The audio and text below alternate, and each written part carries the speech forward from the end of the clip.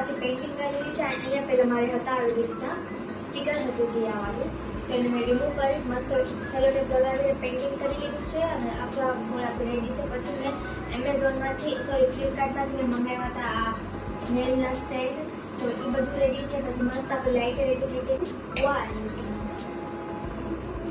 સો આપણે light ready થઈ ગઈ છે, મસ્ત બેડ લગાવી દીધી છે.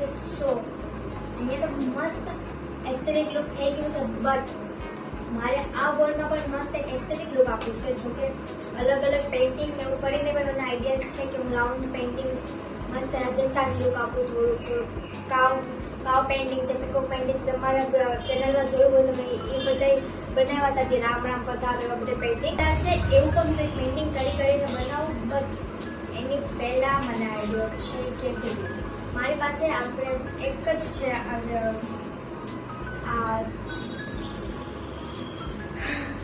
મારી પાસે એક ગ્લાસ છે, તો હવે આને હું કટ કરી અને અહીંયા લગાવવાનું વિચારું છું. તો આવો તમે પણ જો હું છું મારા માઇન્ડથી મિની ક્રિએટેડ વોલ કરું છું. સો પહેલાં તો આને આવી રીતના 3 1 2 3 4 પાર્ટમાં કટ કરી લેશું અને પછી વચ્ચેથી આવી રીતના